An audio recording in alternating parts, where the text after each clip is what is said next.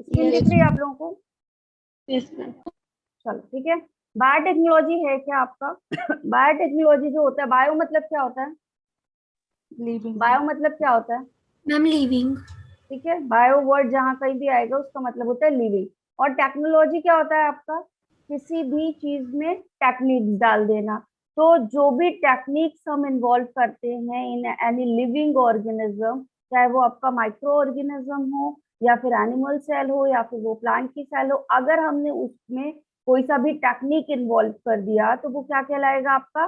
काफी सारे tools involve कर दिए तो दैट जो आपका फील्ड होता है वो क्या कहलाता है? बायोटेक्नोलॉजी कहलाता है। करते क्यों है हम बेसिकली ये biotechnology? For the human welfare. जैसे क्या होता है, काफी सारे प्रोटीन हैं, काफी सारे एंजाइम्स हैं जो क्या होते हैं, पर्टिकुलरली क्या करते हैं? वर्क करते हैं। ठीक है, काफी सारे जीन होते हैं जो एक्सप्रेस करके एक पर्टिकुलर प्रोटीन बनाते हैं। अब वो प्रोटीन कुछ ना कुछ स्पेसिफिक काम करेगा। ठीक है, हो सकता है हेयर ग्रोथ पे वर्क करे, हो सकता है मसल ग्रोथ पे वर्क करे, कुछ भी हो सकता है। ठीक है, तो हम क्या करेंगे इस प्रोसेस के थ्रू? क्या करते हैं, ऐसे काफी सारे जो ह्यूमन वेलफेयर वाले जीन्स होते हैं जो हमको आगे यूज हो सकते हैं या हम उनसे कोई प्रोटीन या एंजाइम बना सकते हैं, वो बनाते हैं। ठीक है, अब देखो ये जो शुरुआत हुई थी बायोटेक्नोलॉजी की ना, ये बेसिकली क्या था? दो ऐसी चीजें, एक 1972 और एक 1963। ये दो बहुत इंपॉर्टेंट इवेंट हैं in the field of biotechnology. अगर हिस्ट्री ऑफ बायोटेक्नोलॉजी की बात करें तो ठीक है, आपके दो साइंटिस्ट, एक स्टैनले कोहेन और एक रॉबर्ट बोयर, ये जो थे इन्होंने फर्स्ट रिकॉम्बिनेंट डीएनए जो था वो खोजा था।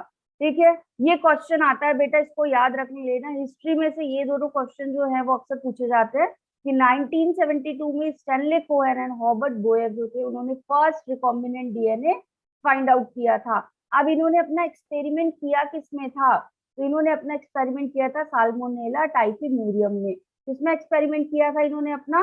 साल्मोनेला टाइफी म्यूरियम में। ठीक है, ये क्वेश्चन पूछा जाता है। इन 1963 में हैमिल्टन स्मिथ एंड को वर्कर्स की टीम थी, उन्होंने क्या किया? अगला जो माइलस्टोन था वो डिस्कवर किया, विच इज रिस्ट्रिक्शन एंजाइम। क्या डिस्कवर किया बेटा यहाँ पे? रिस्ट्रिक्शन एंजाइम्स को डिस्कवर किया। अब रिस्ट्रिक्शन एंजाइम होते क्या है? रिस्ट्रिक्शन एंजाइम को बैक्टीरियल सेल से आइसोलेट किया गया। ये कहाँ पाए जाते हैं? आपके प्रोकैरियोटिक सेल्स में पाए जाते हैं। ठीक है, कहाँ पाए जाते हैं रेस्ट्रिक्शन एंजाइम? प्रोकैरियोटिक सेल में पाए जाते हैं। और करते क्या है ये रेस्ट्रिक्शन एंजाइम? ये रेस्ट्रिक्शन एंजाइम न्यूक्लियोटाइड सीक्वेंसेस को स्पेसिफिक लोकेशन पे कट करते हैं। आ रही है बात समझ में? क्या करते हैं ये रेस्ट्रिक्शन एंजाइम? डीएनए की स्पेसिफिक लोकेशन पे कट करते हैं। एक और एंजाइम जिसका नाम था डीएनए मिथाइलेज, ये भी हैमिल्टन स्मिथ एंड कोवर्कर्स ने फाइंड आउट किया। डीएनए मिथाइलेज करता क्या है? देखो क्या होता है, आपका जो बैक्टीरिया होता है, ठीक है, बैक्टीरियल सेल होती है, वो क्या करती है उसमें पाया जाता है रेस्ट्रिक्शन एंजाइम। ठीक है, बैक्टीरियल सेल में पाया जाता है रेस्ट्रिक्शन एंजाइम। रेस्ट्रिक्शन एंजाइम करता क्या है? जैसे ही आपका कोई वायरस इन्फेक्ट हुआ बैक्टीरिया में, रेस्ट्रिक्शन एंजाइम उसको पहचान के उसकी कटिंग कर देगा। जब वो कट हो जाएगा तो क्या हो जाएगा? उसकी स्पेसिफिसिटी, उसका वायरुलेंस खत्म हो जाएगा, तो इन्फेक्शन के चांसेस खत्म हो जाएंगे। ठीक है, ये रेस्ट्रिक्शन एंजाइम का काम है। लेकिन अभी क्वेश्चन ये आता है कि रेस्ट्रिक्शन एंजाइम तो भाई पहचानता है और कट कर देता है डीएनए को, तो ऐसा भी तो हो सकता था कि वो बैक्टीरिया के ही जेनेटिक मटेरियल को कट कर दे। हो सकता है ऐसा कि बैक्टीरिया के जेनेटिक मटेरियल को कट कर दे, तो ऐसा ना करे, इसलिए एक मैकेनिज्म ऑफ एक्शन होता है बैक्टीरिया के पास, विच इज डीएनए मिथाइलेज। ठीक है, मिथाइलेशन कर देता है अपने डीएनए में कि ये है मेरा, पहचान टैग लगा देगा कि ये वाले डीएनए को रिस्ट्रिक्शन एंजाइम कट नहीं करेगा, ये मेरा अपना डीएनए है। क्लियर है ये चीज? ठीक है, तो एक रिस्ट्रिक्शन एंजाइम और दूसरा डीएनए मिथाइलेज, ये दोनों को डिस्कवर किया गया कब? 1963 में। किसने किया? हैमिल्टन स्मिथ एंड कोवर्कर ने। ठीक है, फिर आपका जो प्रिंसिपल ऑफ बायोटेक है किस चीज पे काम कर रहा है? तो जेनेटिक इंजीनियरिंग पे काम करता है बेटा। ये जो इसका सबसे बेसिक चीज है, जो बेसिक काम हम कर रहे हैं वो किस पे कर रहे हैं? Genetic engineering. जेनेटिक मतलब आपका जीन से रिलेटेड है, आपके किसी जेनेटिक मटेरियल से रिलेटेड है, which could be RNA, which could be DNA. RNA भी हो सकता है और डीएनए भी हो सकता है। इंजीनियरिंग का मतलब क्या है? कुछ तो तोड़फोड़ हो रही है, कुछ टूट रहा है, कुछ नया कंस्ट्रक्ट हो रहा है, विच इज इंजीनियरिंग। ठीक है, तो हम अपना कोई भी genetic material which could be RNA और डीएनए इंसर्ट करवा देते हैं किसमें? हमारे होस्ट सेल में, किसी अपनी एक डिजायर्ड सेल में। ठीक है, तो ये प्रोसेस कहलाती है हमारी जेनेटिक इंजीनियरिंग। दूसरा पर्पस क्या होता है आपका? दूसरा क्या प्रिंसिपल फॉलो करता है बायोटेक्नोलॉजी? स्टेराइल कंडीशन पे ध्यान देता है, मतलब कि आपका कंटामिनेशन फ्री एनवायरनमेंट पे ध्यान देता है, कि ऐसा कोई कंटामिनेशन ना हो एटमॉस्फेयर में कि जिससे किसी को प्रॉब्लम हो। माइक्रोब फ्री एनवायरनमेंट जनरेट करता है। तो इन दो चीजों पे फोकस करते हुए बायोटेक्नोलॉजी की प्रोसेस या बायोटेक्नोलॉजी की जितनी भी डिस्कवरी एक्सपेरिमेंट्स होते हैं वो किए जाते हैं। क्लियर है? समझ में आ रहा है कुछ कुछ? बेटा ये 2 दिन पहले सब मैं करा चुकी हूँ, लेकिन आज स्ट्रेंथ तब थी नहीं उतनी, आज स्ट्रेंथ है। तो ठीक है, समझ में आ रहा है? डाउट होगा तो पूछ लेना। ठीक है, इंटरेक्टिव रहना, कोशिश करना इंटरेक्टिव रहो। कॉमन स्टेप क्या क्या इन्वॉल्व करते हैं हम लोग? हमको चाहिए, मैंने बोला कि हम बायोटेक्नोलॉजी में जो काम कर रहे हैं फोकस होके, वो किस पे कर रहे हैं बेटा? किस पे कर रहे हैं? हमारे जेनेटिक मटेरियल पे। किस पे काम कर रहे हैं? जेनेटिक इंजीनियरिंग पे फोकस कर रहे हैं। तो हमारा जेनेटिक मटेरियल बेसिकली क्या होता है बात करें तो? डीएनए है DNA. ना? क्या होता है? डीएनए होता है। तो हम क्या करेंगे? पहला ही स्टेप क्या करेंगे हम? अब हम अपने डीएनए को आइसोलेट करेंगे। ठीक है, हमको जिस डीएनए पे वर्क करना है, जिस जेनेटिक मटेरियल को हमको क्या करना है? वर्क करना है, हमारा जो भी डिजायर्ड डीएनए, हम उसको सबसे पहले क्या कर लेंगे? आइसोलेट कर लेंगे। तो पहला काम क्या करेंगे? Isolation of DNA. पहला काम क्या करेंगे? Isolation of DNA. ठीक है, फिर दूसरा काम क्या करेंगे? रिस्ट्रिक्शन एंजाइम से डाइजेस्ट करेंगे। डीएनए तो भैया 2 मीटर लॉन्ग है, कर लिया आइसोलेट, कर लिया। ठीक है, तो क्या पूरा ही ले लें? पूरा ही ले लें? नहीं, डीएनए के जो स्मॉल फ्रेगमेंट्स होते हैं, फंक्शनल यूनिट्स होते हैं, क्या कहलाते हैं? क्या कहलाते हैं? Functional unit of DNA is Genes. Called as gene. Yes Genes. Exactly, क्या कहलाते हैं? जीन। तो हमको बेसिकली देखो क्या कराना है, प्रोटीन्स वगैरह पे करना है, तो उस डीएनए में से स्पेसिफिक सीक्वेंसेस चाहिए, है ना? स्पेसिफिक न्यूक्लियोटाइड सीक्वेंसेस चाहिए, स्पेसिफिक जीन चाहिए जो स्पेसिफिक किसी प्रोडक्ट को या किसी प्रोटीन को, किसी एंजाइम को बना रहा हो। क्लियर है ये बात? ठीक है, तो अब हमको पूरा डीएनए तो बेटा चाहिए ही नहीं, पूरा डीएनए चाहिए ही नहीं, तो हम क्या करेंगे? इसकी कटिंग करवाएंगे जितना चाहिए। तो किससे ट्रीट करेंगे? अब हम यहाँ पे रेस्ट्रिक्शन एंजाइम, रेस्ट्रिक्शन डाइजेशन देंगे अपने डिजायर्ड डीएनए को। जब हम इसको रिस्ट्रिक्शन डाइजेशन देंगे तो क्या हो जाएगा? काफी सारे फ्रेगमेंट्स बन जाएंगे। दिख रहे हैं यहाँ पे ये काफी सारे फ्रेगमेंट्स। अब हमें सबका काम है नहीं, हमें मान लो ये वाले का काम है। ठीक है, इस ये वाले फ्रेगमेंट्स हमको चाहिए। तो अब हम क्या करें? अब हमारा अगला प्रोसेस क्या होना चाहिए बताओ? इन फ्रेगमेंट्स को अलग करना। अगला कंडीशन क्या आनी चाहिए दिमाग में? आइसोलेट तो कर लिया, फ्रेगमेंट्स में तोड़ भी लिया, अब फ्रेगमेंट्स तो टूट गए, लेकिन अब इनको करें क्या? इनको अलग अलग क्या कर दें? सेपरेट कर लें। तो अगली टेक्निक क्या कहाँ से होनी चाहिए आपका? सेपरेशन से। तो क्या कर ले फिर हम? एक अगली टेक्निक होती है कौन सी? Gel electrophoresis. कौन सी टेक्निक होती है? Gel electrophoresis. अब इस जेल इलेक्ट्रोफोरेसिस में क्या करते हैं हम? जो डीएनए होता है उसको क्या करेंगे? मैं यहीं पे समझाने की कोशिश कर रही हूँ। ठीक है, ऐसा एक जेल होता है आपका। ठीक है, लोड किया जाता है, किससे बना हुआ होता है ये आपका? अगारोज जेल से। ठीक है, किससे बना होता है आपका? अगार अगार होता है, सीवीड से ऑब्टेन किया जाता है, उससे हम बनाते हैं अगारोज जेल। ठीक है, 1% अगारोज जेल बनाते हैं। क्या करते हैं? अगारोज लेंगे, वाटर में डिजोल्व करेंगे, और ये ऐसे डिजोल्व नहीं होता, इसको गर्म किया जाता है। और जैसे जैसे गर्म करेंगे तो जब क्या होता है? ये क्रिस्टल क्लियर हो जाता है। कैसा हो जाता है? Crystal clear. क्रिस्टल क्लियर का मतलब क्या होता है? जैसे कांच का ग्लास लो, है ना? ग्लास में पानी पीते हैं ना, कांच का ग्लास लो एकदम साफ सुथरा, तो क्या होगा? पानी भरा होगा लेकिन आपको आर पार दिखेगा, होता है ऐसा? तो ऐसे ही आपका जब हम अगारोज जेल प्रिपेयर करते हैं तो ऐसे क्रिस्टल क्लियर हो जाता है। ठीक है, अब इसमें ऐड करते हैं एक डाई विच इज ईटीबीआर। कौन सी डाई ऐड करते हैं यहाँ पे? EtBr which is ethidium bromide. Bromide. ठीक है, इथीरियम ब्रोमाइड। अब ये हाईली कार्सिनोजेनक होती है, मैंने कहा कि हम गर्म करेंगे। अब हम जब गर्म करेंगे तो वो पूरा तब तक बॉयल होता है, तब क्रिस्टल क्लियर होता है। तो बॉयल कोई चीज होगा तो वहां पे क्या होगा, आपका एवोपरेशन होगा कि नहीं होगा, होगा एवोपरेशन। अब एवोपरेशन हो रहा है, भाप निकल रही है, ठीक है। तो कभी भी उस कंडीशन में ईटीबीआर को मिक्स नहीं किया जाता है, ये प्रिकॉशन होता है। क्यों? क्योंकि हाईली कार्सिनोजेन है। अगर ये क्या हो गया, इसके फ्यूम्स चले गए हमारे नाक के अंदर, क्योंकि हम ब्रीदिंग तो कर ही रहे हैं, तो ये हाईली कार्सिनोजेन है, कैंसर कॉज करता है, इंटरक्लेट हो जाता है डीएनए के अंदर जाके, ठीक है, क्लियर। तो अब ईटीबीआर कब डालेंगे, गर्म में ही डालेंगे, लेकिन जब फ्यूम्स आना बंद हो जाएगी, ईटीबीआर को मिक्स करेंगे। काम क्या है बेटा इस ईटीबीआर का, ऑरेंज कलर का डाई है। काम क्या है इसका, ईटीबीआर का ऑरेंज कलर का डाई है। बैंड की शार्पनेस शो करता है। जब हमारा बैंड मिल जाता है तो हम इसको क्या करते हैं, चेक करते हैं, ठीक है, स्कैनर में डालते हैं, तो ऑरेंज कलर के बैंड्स मिलते हैं हमको। तो हमें जितना शार्प बैंड आ रहा है ना, देख के समझ में आ जाता है कि हमारा बैंड आइसोलेट हो गया है, मतलब ठीक है, सेपरेट हो गया है। ठीक है, तो ईटीबीआर कब मिक्स करेंगे, जब जेल बना रहे होंगे। अब मान लो ये जेल बन गया, अब यहाँ जेल में क्या होती है, ये जो हम जेल बनाते हैं ना, यहाँ पे इस जेल में छोटी छोटी सी वेल्स पाई जाती है। क्या पाई जाती है यहाँ पे, ऐसे वेल्स पाई जाती है, ठीक है। अब इन वेल के अंदर हम क्या करते हैं, हमारा डीएनए सैंपल लोड करते हैं। तो डीएनए बेटा कैसा है हमारा, जो हमने डीएनए आइसोलेट किया है, विच इज आपका क्या होगा, कलरलेस होता है। तो पता कैसे चलेगा, पता कैसे चलेगा, ये भी कलरलेस, ये भी कलरलेस, पता कैसे चलेगा, ठीक है। तो अब हम क्या करेंगे, अब हम यहाँ पे ब्रोमोफिनाइल ब्लू एक डाई होती है, जिसको हम किसमें मिक्स करेंगे, ईटीबीआर को किसने मिक्स किया था, अगारोज में, ठीक है, अगारोज जेल के साथ मिक्स किया था। लेकिन ब्रोमोफिनॉल ब्लू को किसके साथ मिक्स करेंगे,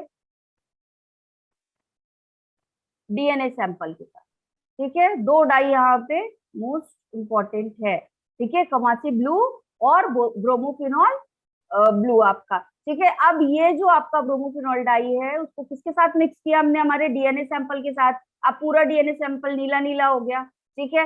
अब जब ये आगे मूव करेगा, ठीक है, किस बेसिस पे मूव करेगा, अब यहाँ लगे होंगे इलेक्ट्रोड, ठीक है, कैथोड और एनोड वाले दो इलेक्ट्रोड्स होंगे। तो डीएनए पे कौन सा चार्ज है, डीएनए पे कौन सा नेगेटिवली चार्ज है, निगेटिवली चार्ज है, यस वेरी गुड, ठीक है, निगेटिवली चार्ज है। तो अब ये डीएनए निगेटिवली चार्ज है बेटा, तो किस तरफ मूव करेगा, एनोड।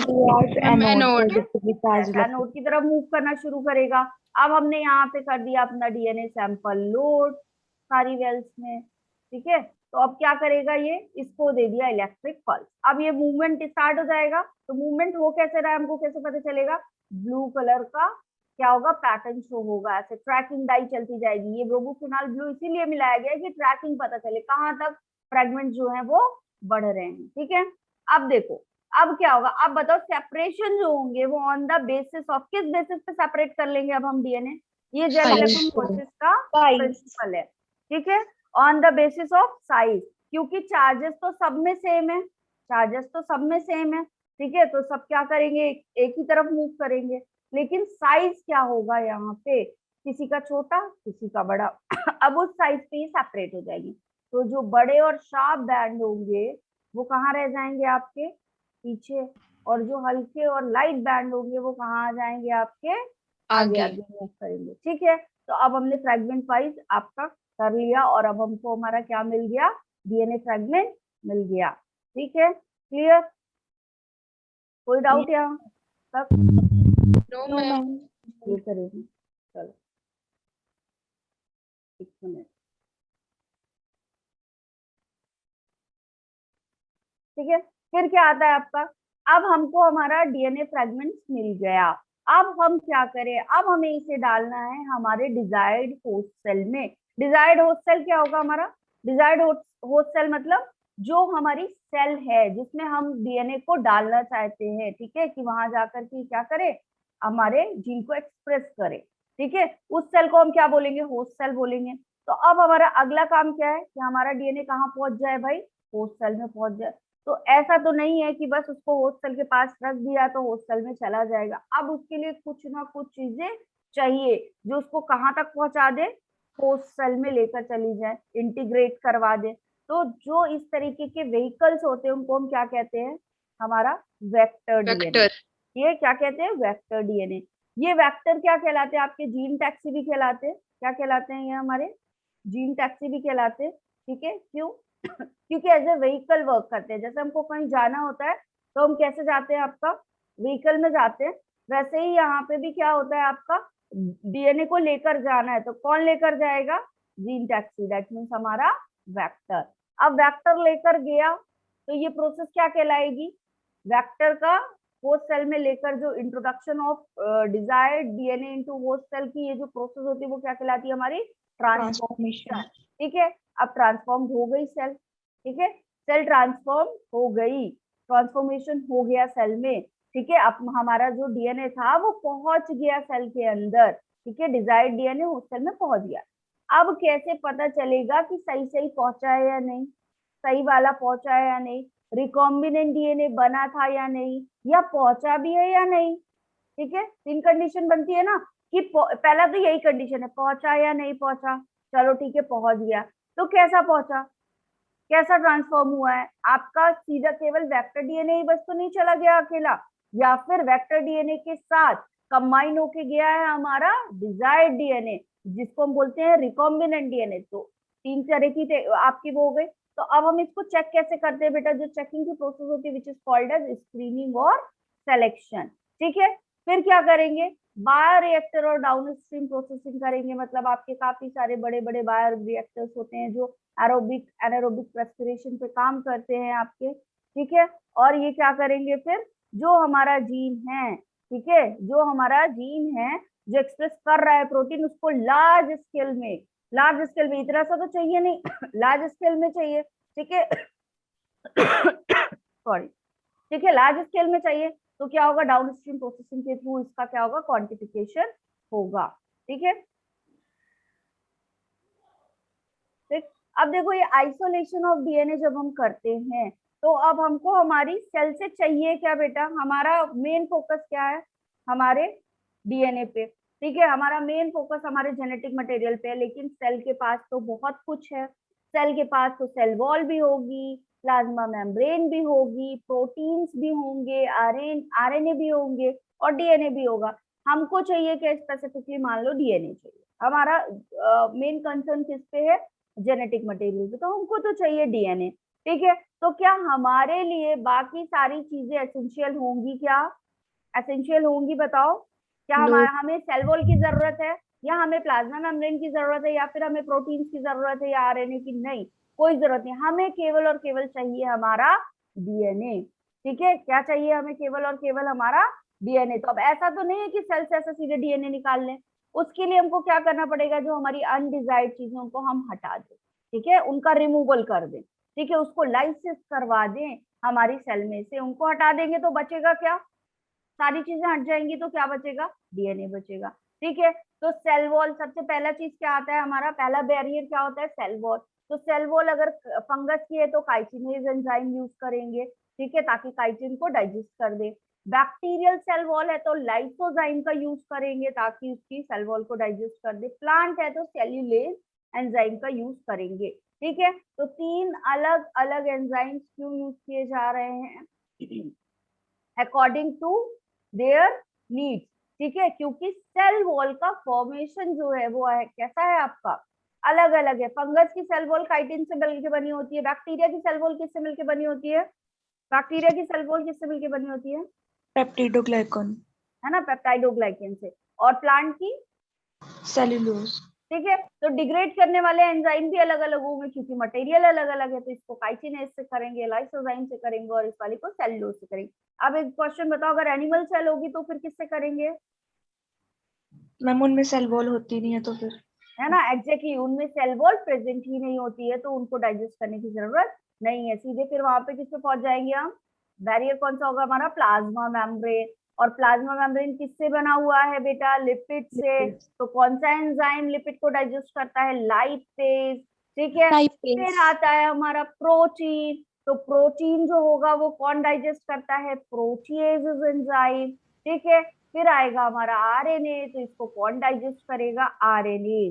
ठीक है, क्लियर है, ठीक। यस अब देखो एक की पॉइंट याद रखना, क्योंकि हमें चाहिए डीएनए, तो अगर हमने गलती से भी कौन सा एंजाइम यूज कर लिया, डीएनए, गलती से भी डीएनए यूज कर लिया, तो डीएनए फटाफट क्या हो जाएगा, क्या हो जाएगा, डीएनए फटाफट डिग्रेड हो जाएगा, तो हमारी सारी मेहनत क्या हो जाएगी, चली जाएगी। तो कभी भी नेवर यूज डीएनए। क्लियर है? ठीक Yes, है, ma'am. अब तो Yeah. मैंने ये बता दिया तुम्हें कि ये प्रोसेस करते हैं। तो ये प्रोसेस क्या करेंगे, क्या ऐसे मिला देंगे एंजाइम और सेल वॉल चला जाएगा, फिर प्लाज्मा मेम्ब्रेन चला जाएगा, ऐसा होगा क्या?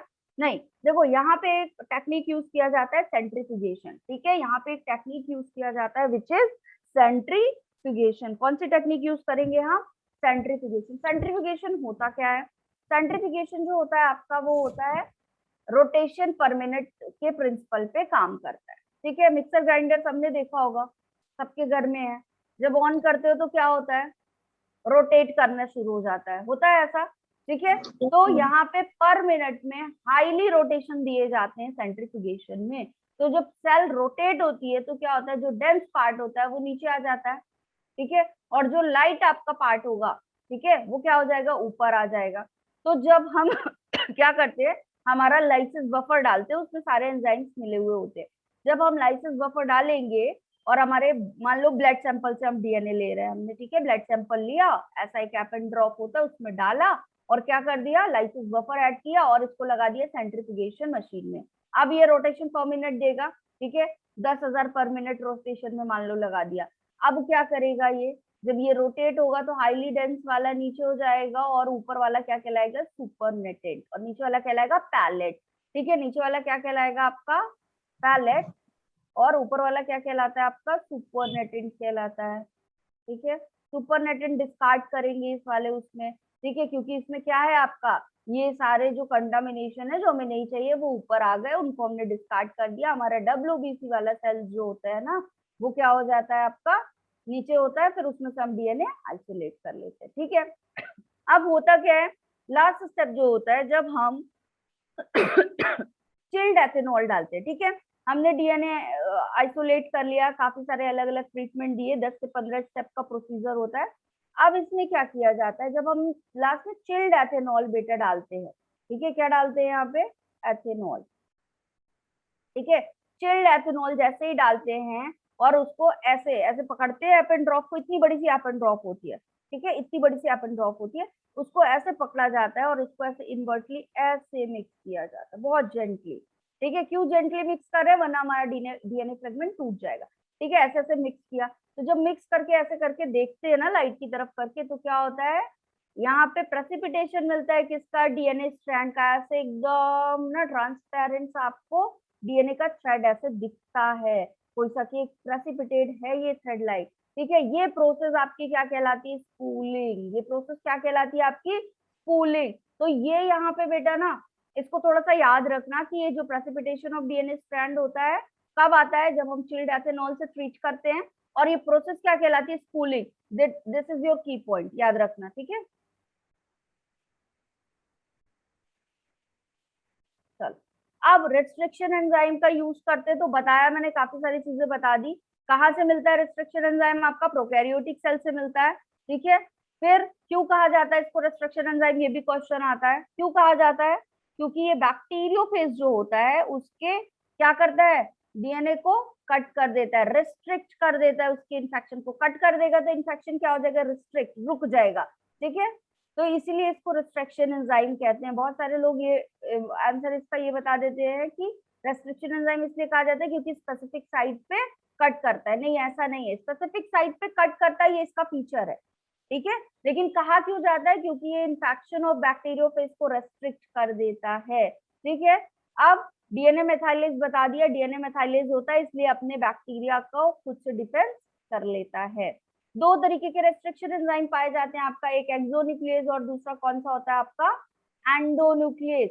एक्सो मतलब क्या होता है, बाहर। ठीक है, न्यूक्लियस मतलब किसका डाइजेशन कर रहा है, किसका डाइजेशन कर रहा है, न्यूक्लियोटाइड न्यूक्लियोटाइड्स का डाइजेशन कर रहा है। ठीक है, तो जब आपका न्यूक्लियोटाइड का डाइजेशन जो है टर्मिनल एंड्स पे होगा, टर्मिनल एंड्स मतलब ये है तो यहाँ पे हो रहा है। ठीक है, टर्मिनल एंड्स पे होगा।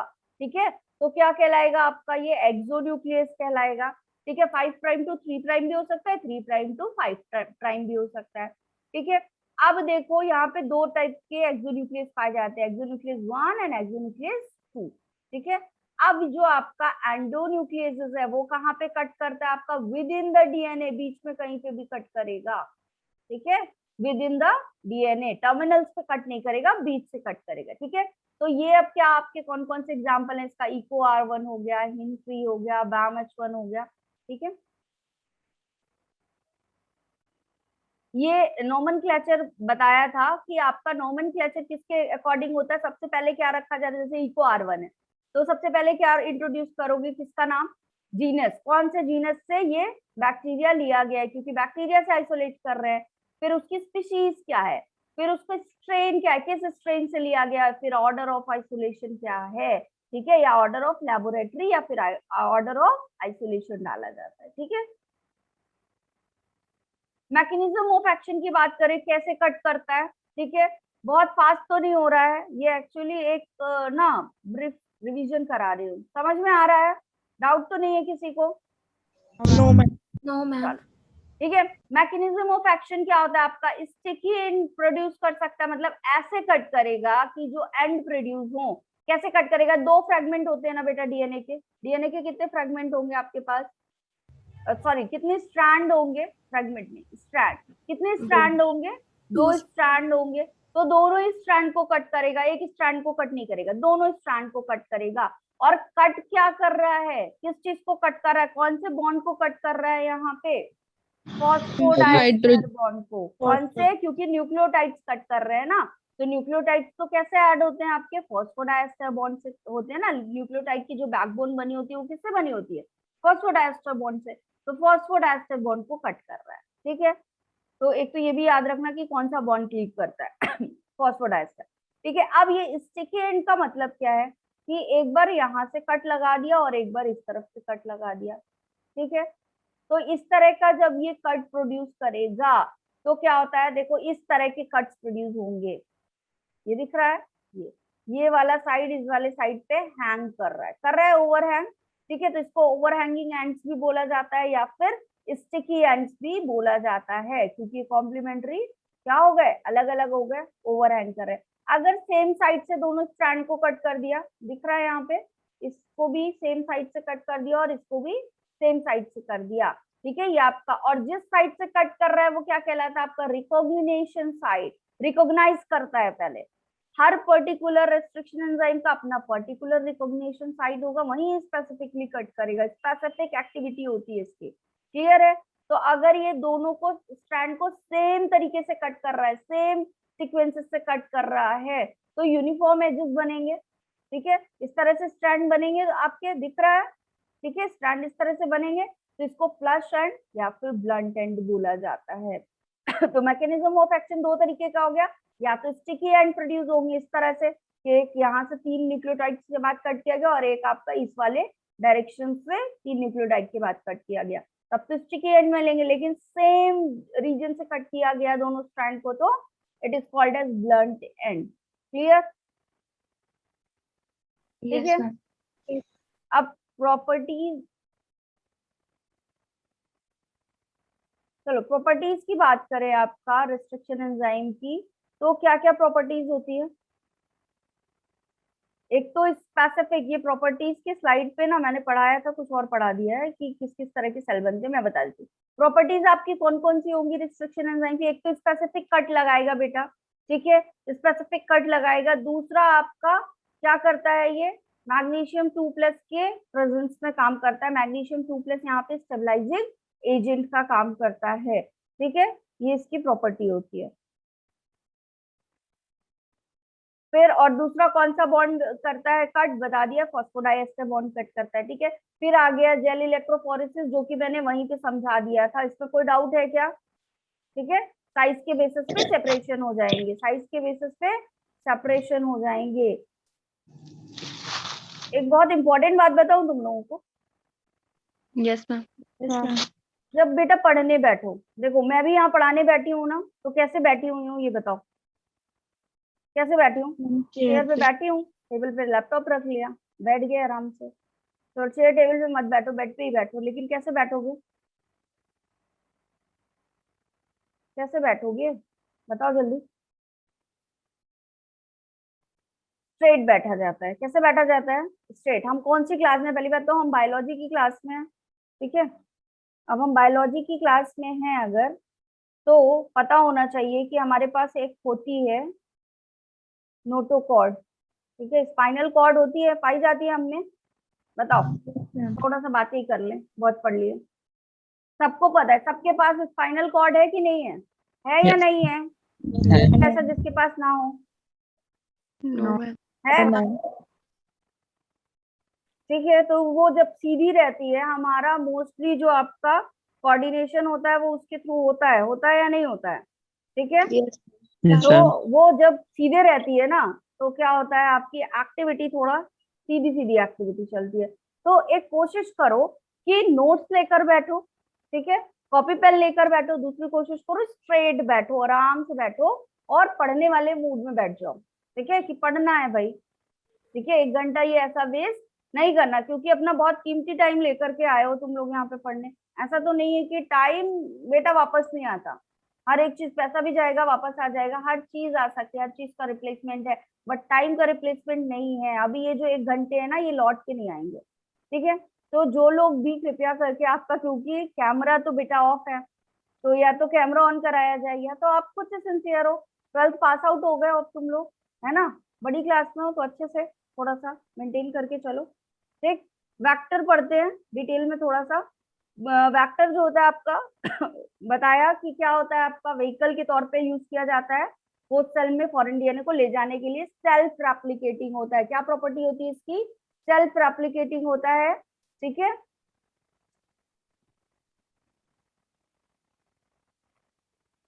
ठीक है, सेल्फ रेप्लिकेटिंग होगा। सेल्फ रेप्लिकेटिंग होगा, इसका मतलब क्या है, यहाँ पे पाया जाता है ओरिजिन ऑफ रेप्लिकेशन, वो सीक्वेंस जहां से रेप्लिकेशन स्टार्ट होता है, ठीक है। अब मुझे एक, चलो क्वेश्चन का आंसर दो। सबने रेप्लिकेशन 12th पास आउट हो, सबने पढ़ा होगा बढ़िया से। तो ये बताओ कि ये जो ओरिजिन ऑफ रेप्लिकेशन है, ये प्रोकैरियोट्स में पाया जाता है या यूकैरियोट्स में पाया जाता है? जल्दी से बता दो, जल्दी मैम से बता दो बेटा, बताओ जल्दी से बताओ, रिप्लाई करो। प्रोकैरियोट्स में, प्रोकैरियोट्स प्रोकैरियोट्स में पाया जाता है, ठीक है। यूकैरियोट्स में ओरिजिन ऑफ रेप्लिकेशन नहीं पाया जाएगा।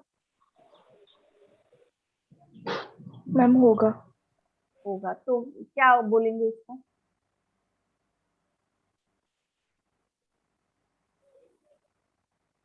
यहाँ तो हमने बोल दिया ओरिजिन ऑफ रेप्लिकेशन। तो क्या ओरिजिन ऑफ रेप्लिकेशन है? क्या सीक्वेंसेस है जहां से रेप्लिकेशन स्टार्ट होता है। डीएनए की कॉपी बनने को स्टार्ट करने के लिए जिस पॉइंट से प्राइमर आके जुड़ेंगे ना, वो आपका ओरिजिन ऑफ रेप्लिकेशन होगा भाई, यहीं से स्टार्ट हो रहा है। तो क्या यूकैरियोटिक में भी तो होता है ना रेप्लिकेशन? तो वहां उसको क्या कहा जाता है, पता है किसी को? ऑटोनोमस रेप्लिकेटिंग सीक्वेंसेस, ठीक है, वहां उसको क्या बोलते हैं? ऑटोनोमस रेप्लिकेटिंग सीक्वेंसेस, ठीक है। तो अब एक तो पहली चीज, वेक्टर में हमेशा ओरिजिन ऑफ रेप्लिकेशन होना चाहिए, ताकि हमको बनाना ही ढेर सारी कॉपी है, ये नहीं होगा तो फिर दिक्कत आएगी। दूसरा, हाई कॉपी नंबर बनना चाहिए, ठीक है। जितना ज्यादा हाई नंबर ऑफ कॉपीज बनाएगा, उतना ही हाई क्वालिटी वेक्टर कहलाएगा, ठीक है। जितना ज्यादा हाई नंबर, क्योंकि हमको तो कराना ही यही है ना, हमको तो हॉस्टल के अंदर क्या कराना है, हमारा तो काम यही है कि हम हॉस्टल के अंदर क्या करें, नंबर ऑफ कॉपीज बना लें, ठीक है। अब साइज ऑफ द वेक्टर की बात करते हैं। तो साइज ऑफ द वेक्टर कैसा होना चाहिए? जैसे अगर मैं बताऊं, ये एज अ व्हीकल काम कर रहा है, किसी चीज को लेके जा रहा है, तो हमेशा देखा होगा जो स्विगी वाले आते हैं या आपका कोई भी डिलीवरी बॉय आता है, वो किस पे आता है? उनका अपना एक छोटा सा बाइक होता है। क्यों? ताकि वो क्या करें, ट्रैफिक में ना फंसे, है ना, वरना इतना ट्रैफिक होता है, वो इतनी जल्दी कैसे डिलीवर कर पाएंगे। तो इसीलिए क्या होता है, उनके व्हीकल का साइज छोटा होता है, ठीक है। तो अब यहाँ पे भी ये जो वेक्टर है, इसका साइज कैसा होना चाहिए? जो आपका बेस्ट वेक्टर होगा, स्मॉल होना चाहिए, ताकि ट्रांसफॉर्मेशन बहुत इजीली हो सके, आसानी से जा सके। बहुत बड़ा होगा तो अंदर जाने में क्या हो जाएगा, उसको प्रॉब्लम होगा। क्लियर है? तो साइज ऑफ वेक्टर क्या होना चाहिए आपका बेटा? स्मॉल होना चाहिए। क्लोनिंग साइट की बात करें, तो क्लोनिंग साइट होती क्या है? वो साइट जहां से आपका फॉरेन डीएनए जाकर के चिपक जाएगा, या फिर आपका फॉरेन डीएनए जो है जाकर के इंसर्ट हो जाएगा, वो साइट क्या कहलाएगी? आपकी क्लोनिंग साइट, ठीक है। तो कब होगा, जरा सा यहाँ पे ध्यान देना, क्योंकि जब हम मार्कर्स पढ़ते हैं तो ये पॉइंट काफी क्लियरली पता होना चाहिए, ठीक है, ये उसका बेसिक्स है। अब देखो क्लोनिंग साइट की मैं बात कर रही हूँ, ठीक है, तो क्लोनिंग साइट क्या है आपका, वो सेगमेंट जहां पे क्या हो रहा है, आपका डीएनए क्या हो रहा है, जाकर के स्टिक हो रहा है, कौन सा डीएनए, फॉरेन डीएनए। अब कब होगा, जब आपके वेक्टर को भी सेम रिस्ट्रक्शन एंजाइम से कट कर दूं मैं, और आपके जो डीएनए के फ्रेगमेंट हैं मिले हुए हैं, जो डीएनए मिले हुआ है उसकी न्यूक्लियोटाइड सीक्वेंसेस को भी मैं सेम रिस्ट्रक्शन डाइजेशन दूं।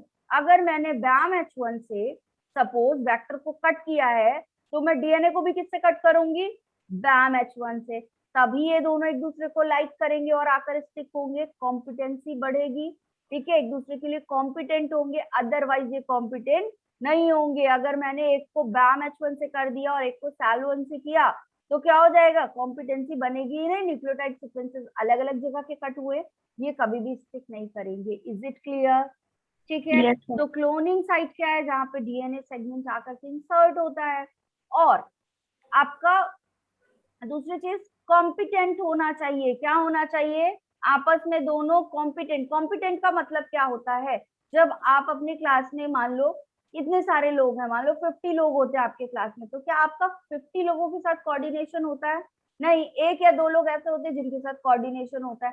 क्यों, क्योंकि जैसा नेचर आपका है कहीं ना कहीं उनका भी होता है, वैसा वैसा चीजें वैसे ही लाइक डिसलाइक होती है ना, या आप उनके साथ क्या हो रहे हो, कंफर्टेबल फील कर रहे हो, तो कॉम्पिटेंस है। तो ऐसे ही क्लोनिंग साइट क्या है आपकी, जो वेक्टर है उसमें जो साइट है उसको उसी रेस्ट्रिक्शन डाइजेशन करेंगे, जिस एंजाइम से, सेम उसी एंजाइम से किसको करेंगे, डीएनए फ्रेगमेंट को करेंगे, अदरवाइज रिकॉम्बिनेंट डीएनए नहीं बनेगा। ये बात दिमाग में डाल लो, अगर अलग अलग एंजाइम से ट्रीट कर दिया तो क्या रिकॉम्बिनेंट डीएनए बनेगा, No, नहीं ma'am. बनेगा।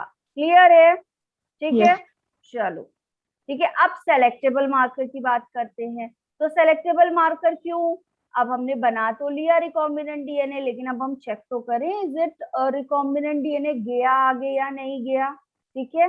तो आपका जो रिकॉम्बिनेंट डीएनए होता है उसको ट्रांसफॉर्म सेल में डालने के बाद चेक करने के लिए, आइडेंटिफाई करने के लिए जो प्रोसेस यूज होती है, उसके लिए जो टूल यूज होता है which is called as selectable marker. अभी हम आगे देखेंगे, ठीक है।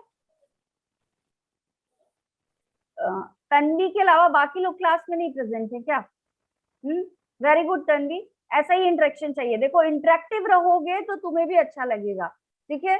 हो सकता है कि ये चैप्टर तुमसे बहुत अच्छे से बनता हो सकता है, लेकिन फिर भी पढ़ोगे तो कुछ ना कुछ तो रिवाइज होगा बेटा, ठीक है।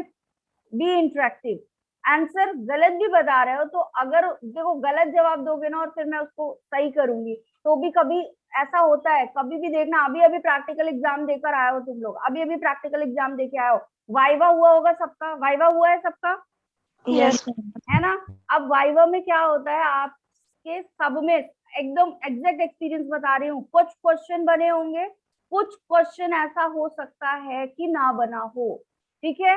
लेकिन अभी अगर जिससे ना बना होगा वो क्वेश्चन गलत बन गया होगा, है ना, या उसको ऐसा लगा होगा अरे यार इसका आंसर क्या था, अभी भी वो क्वेश्चन उसके दिमाग में होगा, आके चेक किया होगा उसका आंसर, या किसी से पूछा होगा, डिस्कस किया होगा, होता है ऐसा, ठीक है। Yes. तो जब आप गलत भी रिस्पॉन्स कर रहे हो, कोई बड़ी बात नहीं है, गलत भी रिस्पॉन्स कर रहे हो, ठीक है, मैं यहाँ हूँ, मैं सही बताऊंगी, तो अगर गलत हुआ और फिर सही किया तो फिर लॉन्ग टर्म याद रहता है, ठीक है। अब इसके लिए ये मत करना कि गलत बताने लग जाओ कि अच्छा लॉन्ग टर्म याद रह जाता है, हमको पता है लेकिन हम तो गलत आंसर देंगे, नहीं, दे रहे हो, सही पता है, रिवीजन हो रहा है, ठीक है। लेकिन अगर गलत भी हो गया कोई बात नहीं, यहाँ सही किया जाएगा तो क्या हो जाएगा, और इससे आपका भी कॉम्पिटिटिव लेवल पता चलता है। पहले आप क्या करने जा रहे हो, ऑल इंडिया सबसे फाइट करने जा रहे हो, नीट के लिए करने जा रहे हो, ठीक है। अभी पहले 50 लोगों में तो फाइट कर लो, है ना, 50 लोगों में तो फाइट कर लो। जब आप रिप्लाई कर रहे हो तो पता चल रहा है कि ध्रुव ने रिप्लाई की अगर, तो क्या हो रहा है, या तन्वी ने रिप्लाई की तो किसने पहले रिप्लाई की, या पलक ने रिप्लाई की तो किसने पहले रिप्लाई की, या फिर किसने एग्जैक्ट आंसर बताया। तो आपका अपना कंपटीशन डेवलप करो पहले 50 लोगों में, ठीक है। फिर उसके बाद क्या होगा, तब तो आगे जाके फाइट करोगे, ट्रेन करो खुद को, ठीक। अब प्लाज्मिड है क्या आपका पहला वेक्टर पढ़ते हैं, बैक्टीरियल वेक्टर है बेटा, ये है क्या आपका, अगर बैक्टीरिया के केस में बात करें वेक्टर की, तो ये क्या है हमारा बैक्टीरियल वेक्टर होता है, ठीक है, प्लाज्मिड। प्रोकैरियोटिक होगा बैक्टीरिया का है तो। एक्स्ट्रा क्रोमोसोमल डीएनए होता है बैक्टीरिया का, ठीक है। सर्कुलर डीएनए होता है, डबल स्ट्रैंडेड होता है, सेल्फ रेप्लिकेटिंग होता है, खुद से खुद को रेप्लिकेट करेगा। और एक प्रॉपर्टीज की क्या होती है इसमें, एंटीबायोटिक रेजिस्टेंस पाया जाता है। इसी एंटीबायोटिक रेजिस्टेंस को लेकर ही आपका साल्मोनेला टाइफिम्यूरियम में वर्क किया गया था। किसने किया था, आप चलो बताओ जल्दी से, किसने किया था? स्टार्टिंग ऑफ द क्लास में पढ़ाया है, किसने किया था? Ma'am Stanley ma'am Stanley Cohen and Herb Boyer. Yes exactly, है ना। तो इसी एंटीबायोटिक रेजिस्टेंस को उनको क्या करना था कि ये उन्होंने किया कि यार ये एंटीबायोटिक रेजिस्टेंस इसमें पाया जा रहा है, तो क्यों ना इस एंटीबायोटिक रेजिस्टेंस को हम क्या करें, ट्रांसफर करके देखें, ठीक है, दूसरों में भी प्रॉपर्टी पहुंचाएं। वायरुलेंस होता है, वायरुलेंस का मतलब क्या है, इन्फेक्शन कॉज करेगा, ठीक है। अब यहाँ पे एक और वेक्टर है आपका, कौन सा, PBr322, ठीक है। इसमें क्या होते हैं, अलग अलग साइट्स होते हैं। एक तो पहला आपका ओरिजिन ऑफ रेप्लिकेशन, फिर आरओपी, फिर टेट्रासाइक्लिन का साइट, फिर एम्पिसिलिन का साइट, और फिर आपका एक ये ऊपर वाला सेगमेंट पाया जाएगा। हर एक में ये जो लिखा है मैंने ब्लू कलर से, ये क्या है आपके, रेस्ट्रिक्शन एंजाइम की साइट दी हुई है, ठीक है, कि इस साइट को कौन सा रेस्ट्रिक्शन एंजाइम डाइजेस्ट करेगा। तो रॉप की साइट को कौन करता है, PVU2। आपका जो टेट्रासाइक्लिन होता है उसको कौन करता है, EcoR1। BAM-H1 को कौन करता है आपका, मतलब BAM-H1 करेगा, ठीक है। क्लेवन तो इसका है, क्लेवन EcoR1 इसका है, सॉरी। टेट्रासाइक्लिन को कौन कौन करेगा, BAM-H1 और SAL1, ठीक है। एम्पिसिलिन का कौन कौन सा आपका रेस्ट्रिक्शन डाइजेशन होगा, PST1 एंड PVU फर्स्ट, ठीक है। फिर आपका HIM2, EcoR1 और क्लेवन आपका ये वाली साइड को रेस्ट्रिक्शन डाइजेशन देंगे, ठीक है। ये साइट्स बहुत इंपॉर्टेंट है, क्योंकि जब हम एक बार कर लिया हमने, ठीक है, अपने जीन को इंसर्ट कर लिया, अब जब हमारा जीन इंसर्ट हो गया, तो अब हम जब मार्कर, सेलेक्टेबल मार्कर का यूज करेंगे ना, तब बेटा ये बहुत इंपॉर्टेंट काम आता है, ठीक है। अब देखो हमने किया क्या, सिलेक्शन प्रोसीजर देखते हैं। हमने अपना फॉरेन डीएनए लिया और उसको किसमें लाइगेट करवा दिया, PBr322 में। किसमें लाइगेट करवा दिया, PBr322। और इन दोनों को सेम रेस्ट्रिक्शन डाइजेशन दिया है यहाँ, किसके साथ, BAM-H1 से। किसके साथ, BAM-H1 से। अब ये बताओ, BAM-H1 से डाइजेशन दे दिया, कॉम्पिटेंसी बनी ना, दोनों सेम डाइजेशन से हुए हैं, तो अब क्या बन जाएगा आपका, रिकॉम्बिनेंट डीएनए बनेगा या नहीं बनेगा, मैम बनेगा, बन जाएगा। अब बन गया तो हमने ट्रांसफॉर्म कर लिया रिकॉम्बिनेंट डीएनए को, किसमें, हमारे होस्ट सेल में। किसमें ट्रांसफॉर्म कर लिया हमने, हमारे होस्ट सेल होस्ट में। सेल। अब हो गया ट्रांसफॉर्मेशन, लेकिन अब हमको ये कैसे पता चले कि ये ट्रांसफॉर्म हुआ भी है या नहीं हुआ है, तो हम क्या करते हैं, हमारे पास रेजिस्टेंस वाले दो रेजिस्टेंस है, एक एम्पिसिलिन वाला, एक टेट्रासाइक्लिन वाला, ठीक है। तो अब यहाँ पे अगर रेजिस्टेंस शो कर रहा है तो एम्पिसिलिन में ग्रो हो जाएगा, टेट्रासाइक्लिन में भी ग्रो हो जाएगा, लेकिन क्योंकि हमने डाइजेशन कहाँ पे दे दिया बेटा, BAM-H1 से दिया है, तो BAM-H1 टेट्रासाइक्लिन रीजन पे पाया जाता है या फिर एम्पिसिलिन रीजन पे, मैम टेट्रासाइक्लिन। टेट्रासाइक्लिन रीजन पे पाया जाता है। तो टेट्रासाइक्लिन वाला रीजन डिस्टर्ब्ड हो गया, सीक्वेंस चेंज हो गए, बीच में दूसरा आ गया ना डीएनए, सीक्वेंस चेंज Yes, हो गया, ma'am. टेट्रासाइक्लिन डिस्टर्ब हो गया, तो अब क्या ये वर्क करेगा, No, नहीं ma'am. वर्क करेगा। तो क्या ये ग्रो हो पाएगा टेट्रासाइक्लिन वाले रीजन में, No, नहीं, ma'am. लेकिन एम्पिसिलिन वाले में तो ग्रो होगा, ठीक है। तो पता चल गया ना हमको कि हमने जो हमारा डाइजेशन दिया था, आरडीएनए बनाया, वो सक्सेसफुली ट्रांसफॉर्म हो चुका है, ठीक है। इससे ये पता चल गया ना, क्योंकि हमने इस साइड में कट किया था, ट्रांसफॉर्म हो चुका है। तो ये क्या हो गया आपका सिलेक्शन मार्कर, ठीक है। अगर इसी को PST1 से कर देते, तो PST1 किस रीजन में पाई जाती है बेटा, किस रीजन में पाया जाता है Ampicillin. PST1, एम्पिसिलिन में। तो टेट्रासाइक्लिन वाले को ग्रो करेगा और एम्पिसिलिन वाले को ग्रो नहीं करेगा, ठीक है। फिर अगर मान लो फॉरेन डीएनए को कट कर दिया SMA1 से और PBr322 को कट कर दिया किससे, BAM-H1 से। ये क्वेश्चंस आते हैं 4 नंबर में, आपके क्वेश्चंस इस तरह से केस स्टडी बना के देता है कि ऐसा ऐसा है, कहानी लिख देगा और वो पूछेगा, ठीक है, इसलिए करा रही हूँ, ये प्रैक्टिस करवाई थी कल। ठीक है, तो इसमा 1 से किया और BAM-H1 से किया। अब एक बात बताओ, क्या रिकॉम्बिनेंट डीएनए बनेगा अभी इस No, केस ma'am. में? No ma'am. No, नहीं ma'am. बनेगा। there is no रीजन क्या competency. है? Because क्योंकि there is no दोनों में competency. कॉम्पिटेंसी तो जनरेट ही नहीं हुई भाई। कॉम्पिटेंसी जनरेट हुई क्या? नहीं, क्योंकि दोनों का रेस्ट्रिक्शन डाइजेशन अलग अलग हो गया। अब आरडीएनए बना ही नहीं तो क्या कुछ ट्रांसफॉर्म होगा अंदर? No, ma'am. ठीक है, कुछ ट्रांसफॉर्म नहीं होगा। Ma'am, non-recombinant. Non recombinant transform होगा अंदर, वेक्टर सीधा सीधा चला गया। ठीक है, अब जब वेक्टर चला गया तो उसके पास तो एम्पिसिलिन की साइट भी मौजूद है, टेट्रासाइक्लिन की भी साइट मौजूद है, तो दोनों में ग्रो करेगा सक्सेसफुली। Yes, ma'am.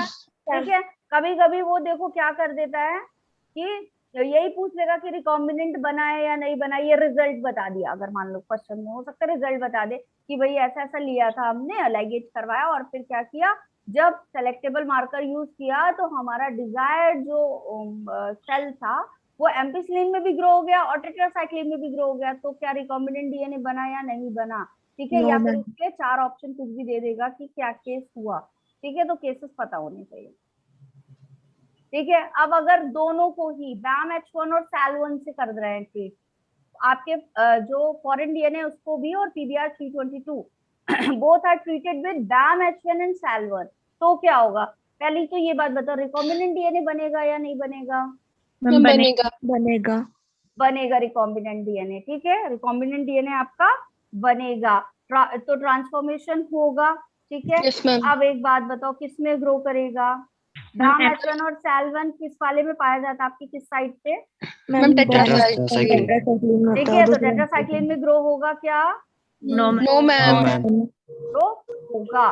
तो क्लियर है ये? ठीक है, Yes. एक और देखो। Yes, ma'am. चलो, अब फॉरेन डीएनए लिया और PBR322 लिया, दोनों को फिर से डाइजेस्ट करवाया है सेम कॉम्बिनेशन से। देखो दो डाइजेशन दिए हैं लेकिन दोनों को ही सेम कॉम्बिनेशन से किया है, BAM-H1 and PST1, BAM-H1 and PST1.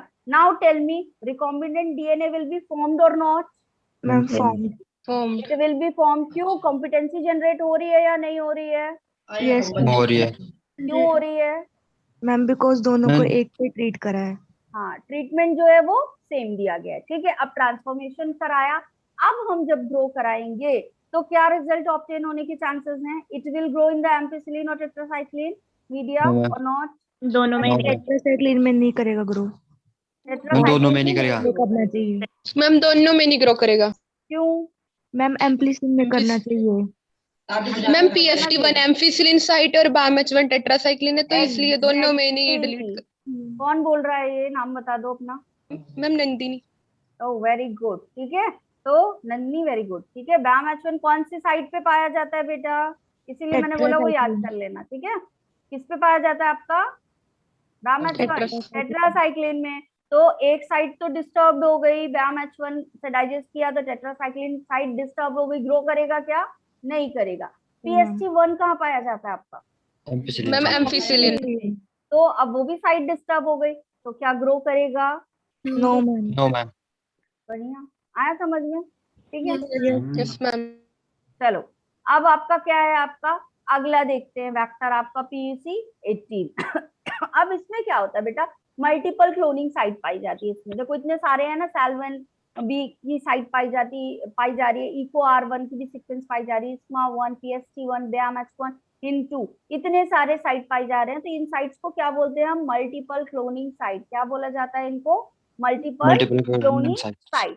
ठीक है, ये साइट जहाँ जिस रीजन में पाई जा रही है वो कौन सा रीजन है आपका? लैग-Z रीजन है। ठीक है, कौन सा है आपका? लैग-Z।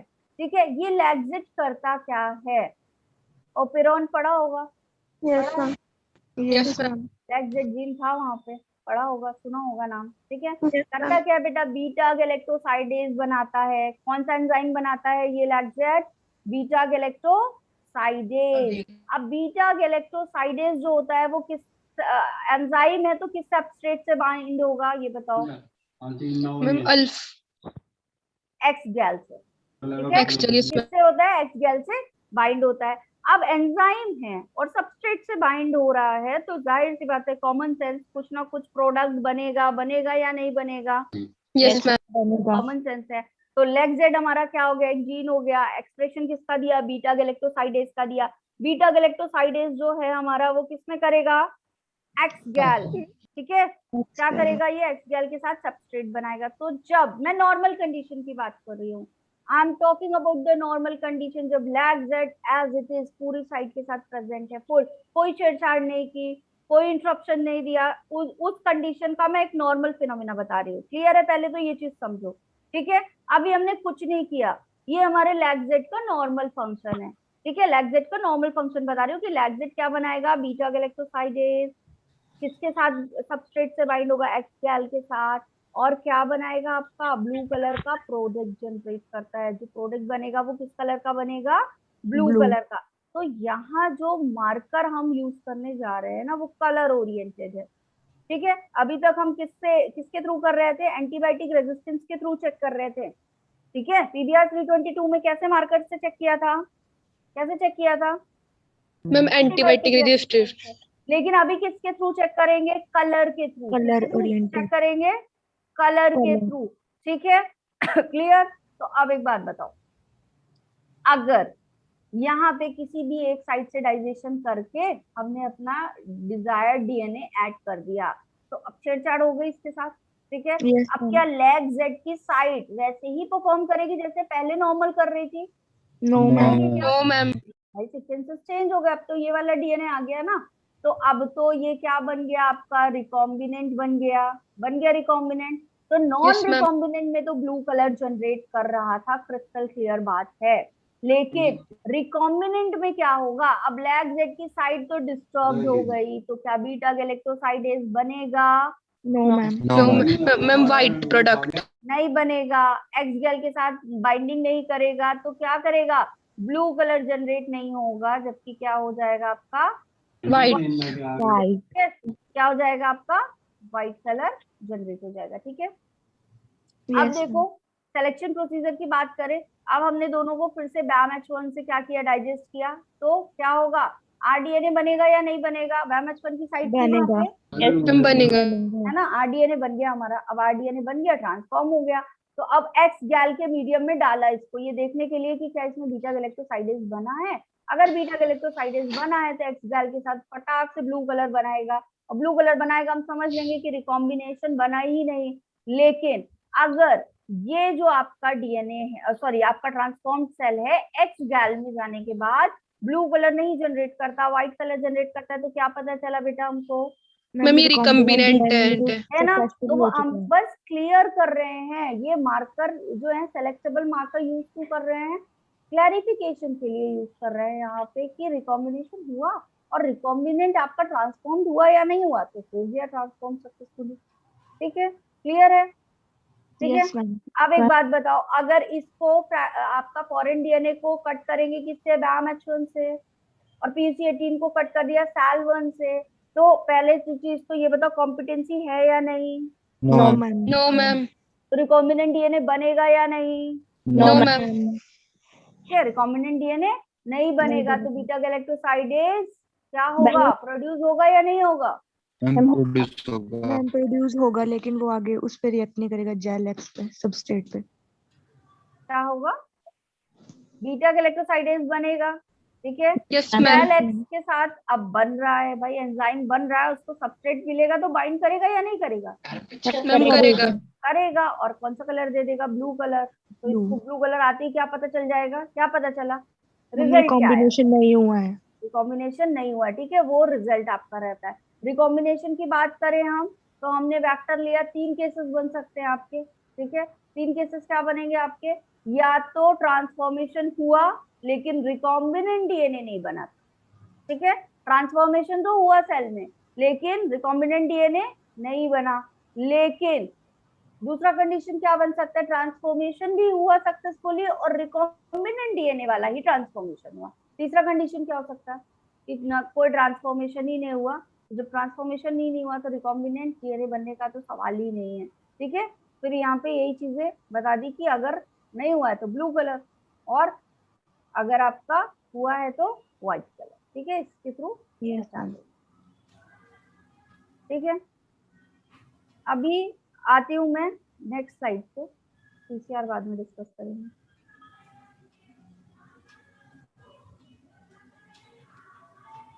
ठीक है, वेक्टर पे आते हैं बेटा। किस पे? वेक्टर पढ़ाया, वेक्टर के आगे कहाँ तक आपका पीयूसी तक क्लियर है सबको? ये बताओ, पीयूसी तक Yes, क्लियर है ma'am. सबको?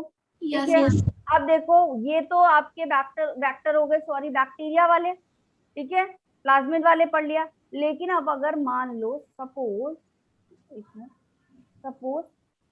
प्लांट के लिए चाहिए, प्लांट के लिए चाहिए, प्रोकैरियोटिक सेल के लिए तो ठीक है पढ़ लिया, कर लिया, लेकिन प्लांट में भी तो डालना होगा ना, कुछ भी डीएनए वगैरह डाल सकते हैं कि नहीं? ठीक है, Yes, तो ma'am. प्लांट के केस में कौन सा वेक्टर होगा? प्लांट के केस में कौन सा वेक्टर होगा? ठीक है, तो प्लांट के केस में हम लोग यूज करते हैं जिस वेक्टर को, उसका नाम होता है ये एक, क्या होता है आपका? Agrobacterium tumefaciens. Bacterium.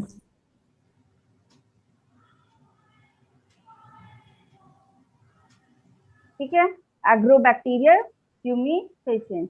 ठीक है, ये है क्या? एक है क्या ये? मैम ट्यूमर के Bacteria. बेटा है क्या? बैक्टीरिया। पहले तो ये जानना ये है क्या? ये बैक्टीरिया होता है। ठीक है, बैक्टीरिया होता है। ये करता क्या है, थोड़ा सा इसकी प्रोसेस समझना। ठीक है, कहाँ पाया जाता है बेटा? ये कहाँ पाया जाता है? कहाँ पाया जाता है पता है? बताओ। No, ma'am. ये पाया जाएगा सॉइल में। सॉइल में। Yes soil ma'am. में पाया जाता है। ठीक है, ये वेट करता रहता है, सॉइल में रहेगा, आराम से वेट करता रहेगा। किस चीज का वेट करता रहता है? कब प्लांट को चोट लगे, कब प्लांट को चोट लगे और मैं जाकर के इन्फेक्ट कर दूं। ठीक है, तो अगर प्लांट में कहीं पे भी डैमेज हुआ, ठीक है, तो प्लांट एक फिनोलिक कंपाउंड जनरेट करता है। प्लांट क्या करता है आपका? एक फिनोलिक कंपाउंड जनरेट करता है। बस कहानी की तरफ सुन लो, उतना डिटेल आएगा नहीं, लेकिन क्यों हो रहा है ये पता होना चाहिए। ठीक है, प्लांट एक फिनोलिक कंपाउंड जनरेट करता है विच इज नोन एज एसिटोस्ट्रिंगोन। ठीक है, अब जैसे ही ये देखेगा कि ये फिनोलिक कंपाउंड जनरेट हुआ, इसका अट्रैक्शन प्लांट की तरफ चला जाएगा, और ये कहाँ चला जाएगा? प्लांट में। ठीक है, तो जब ये प्लांट में जाता है बेटा, तो ये क्या करता है? पूरा का पूरा बैक्टीरिया नहीं जाता, पूरा का पूरा बैक्टीरिया नहीं जाता। इस बैक्टीरिया में पाया जाता है एक बढ़िया सा प्लाज्मिड। ठीक है, इस बैक्टीरिया में क्या पाया जाता है आपका? एक बढ़िया सा प्लाज्मिड। ठीक है, ये है वो प्लाज्मिड जिसको हम क्या टीआई बोलते हैं? प्लाज्मिड। TI plasmid. क्या बोलते हैं? TI plasmid. क्यों बोलते हैं टीआई प्लाज्मिड? मतलब ट्यूमर इंड्यूसिंग। ठीक है, क्या होता है ये आपका? Tumour inducing. ठीक है, तो ये ट्यूमर इंड्यूसिंग प्लाज्मिड जो है, ये क्या होता है आपका? इसमें एक रीजन पाया जाता है, टीडीएनए रीजन। ठीक है, क्या पाया जाता है? T DNA region. यहाँ पे पाया जाता है ऑक्सिन एंड साइटोकाइनिन की साइट।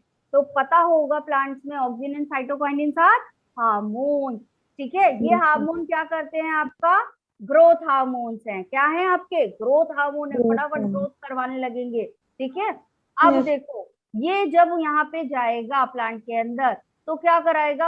एक्सेसिव ग्रोथ कराने लगेगा। तो एक्सेसिव ग्रोथ कराएगा तो ट्यूमर इंड्यूस हो जाएगा।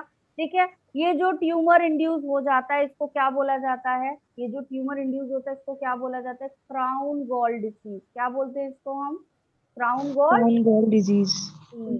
ठीक है, तो प्लांट में कौन सी डिसीज कॉज कर देगा? ये क्राउन गॉल डिसीज कॉज कर देगा। ठीक है, आ रहा है बात समझ में? ठीक, Yes, ma'am. अब देखो क्या हो गया, क्राउन गॉल डिसीज वो हो गया। तो जब साइंटिस्ट ने ये देखा, बायोटेक्नोलॉजिस्ट ने देखा कि अच्छा एक ये बैक्टीरिया है, ये तो भाई प्लांट में जाता है और वहां जाके ट्यूमर इंड्यूस कर रहा है, क्राउन गॉल डिसीज कर रहा है। तो क्यों कर रहा है? पता चला कि भाई ये जो टीडीएनए रीजन है यहाँ, इसकी वजह से कर रहा है, सारा फिनोमेना इसमें हो रहा है। तो इन्होंने क्या दिमाग लगाया कि कट कर दो इस टीडीएनए रीजन को। ठीक है, क्या कर दो इसको? इस टीडीएनए रीजन को ही कट कर दो। ठीक है, और यहाँ पे इंट्रोड्यूस कर दो किसको? अपना फॉरेन डीएनए। इसको कट करके यहाँ पे क्या इंट्रोड्यूस कर दें? अपना फॉरेन डीएनए। ठीक है, अच्छा एक क्वेश्चन और, ये किसको? क्राउन गॉल डिसीज हो रही है, ट्यूमर इंड्यूसिंग जीन है, लेकिन ये करेगा बेटा किसको? किसमें जाके इन्फेक्ट करेगा हमेशा? किस टाइप के प्लांट में? तो डाइकॉट प्लांट। ठीक है, डाइकॉट प्लांट्स में ये क्या करता है आपका? वर्क करता है। ठीक है, ये भी याद रखना की पॉइंट। ठीक है, तो अब देखो क्या हो जाएगा, इस इन्होंने क्या किया? कट करवाया और अपना फॉरेन डीएनए डलवा दिया। अब जब अपना फॉरेन डीएनए डलवा दिया तो अभी जो काम प्लाज्मिड कर रहा था वही काम एफडीएनए भी करेगा या नहीं करेगा? Yes ma'am. ठीक है, एफडीएनए भी करेगा या नहीं करेगा? चलो ठीक है, तो अब क्या हो जाएगा आपका, टीडीएनए को हटाएंगे टीआई प्लाज्मिड से और इसको क्या कर देंगे, इंसर्शन करा देंगे आपका एफडीएनए। तो जब ये जो प्रोसेस होती है टीडीएनए को रिलीज करने की वो क्या कहलाती है? अब जब ये टीडीएनए रिमूव हो जाएगा, ठीक है, टीडीएनए आपका रिमूव हो गया तो ये आप कैसा हो जाएगा, बैक्टीरिया डिसआर्म हो जाएगा। डिसआर्म मतलब हथियार नहीं है अब इसके पास, वायलेंस कॉज नहीं करेगा, ठीक है, डिसआर्म हो गया। अब ये क्या करेगा आपका, एफडीएनए डालने के बाद क्या बना लेगा, रिकॉम्बिनेंट डीएनए। ठीक है, रिकॉम्बिनेंट बना लेगा। ठीक है, अब इंट्रोड्यूस करा देंगे हमारा डिजायर्ड प्लांट जो भी होगा। ठीक है, हमने वो वाला डीएनए डाला है जो हमको चाहिए था कोई भी प्रोडक्ट, तो हम उसी के अकॉर्डिंग क्या करेंगे, इंट्रोड्यूस करवा देंगे। ठीक है, फिर आपका नेक्स्ट आता है बैक्टीरियोफेज। बैक्टीरियोफेज क्या है? Ma'am virus which attacks on bacteria. ठीक है, वायरस है। ठीक है, इसका जो लैम्डा फेज पार्टिकल होता है उसको हम कैसे लेते हैं, एज अ वेक्टर। ठीक है, इसके लैम्डा फेज पार्टिकल को हम कैसे यूज करते हैं, एज अ वेक्टर। ठीक है, ये क्या करता है आपका, कितने बड़े डीएनए फ्रैगमेंट को लेकर जाएगा, इट अलाउज क्लोनिंग ऑफ,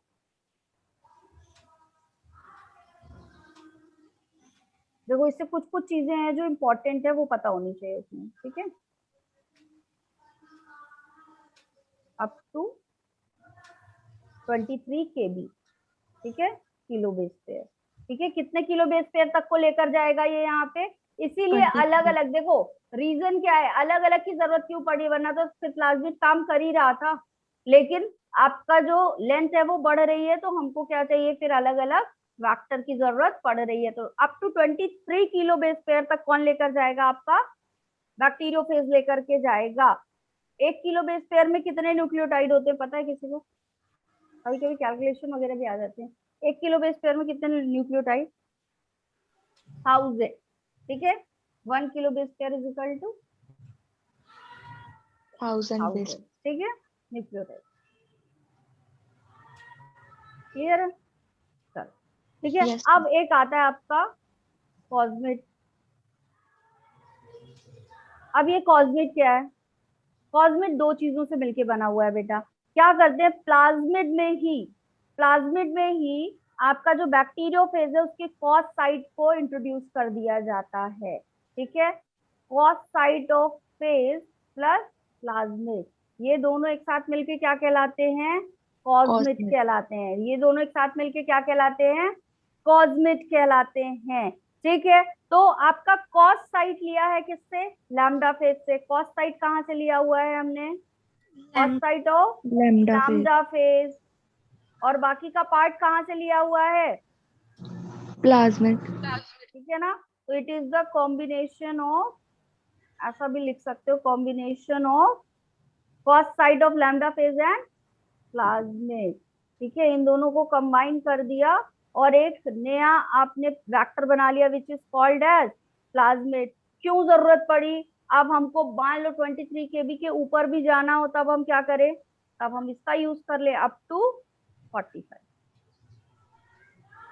ठीक है, 45 न्यूक्लियोटाइड सीक्वेंसेस तक का आपका केबी तक का अगर है डीएनए लेंथ, तो क्या करेंगे हम यहाँ पे, किसका यूज करेंगे, किसका यूज करेंगे, कॉस्मिक का करेंगे।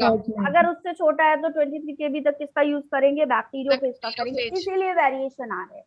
ठीक है, ये वेरिएशन क्यों आ रहा है भाई, उस काम तो वही कर रहा था, प्लाज्मिड भी कर रहा था ना, लेकिन उसकी कैपेसिटी कम थी, तो कैपेसिटी को क्या करने के लिए, इंक्रीज करने के लिए।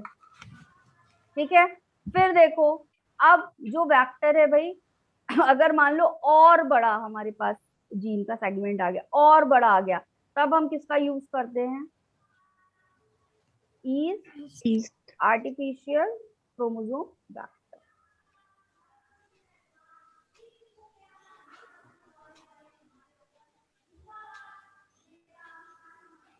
ठीक है, इसका यूज करते हैं, इज आर्टिफिशियल क्रोमोसोम वेक्टर। ये क्या करेगा आपका 1 MB तक के डीएनए को, ठीक है, मेगा बेस, ठीक है, मेगा बेस पेयर, ठीक है। क्या कहा जाता है एमबी मतलब मेगा बेस पेयर। जरूरत क्यों पड़ी इसकी, क्योंकि अब हमको क्या करना था बेटा, और बड़ा डीएनए फ्रेगमेंट चाहिए था। तो 1 मेगा बेस पेयर का क्या करेगा आपका, क्लोन कराएगा डीएनए फ्रेगमेंट को।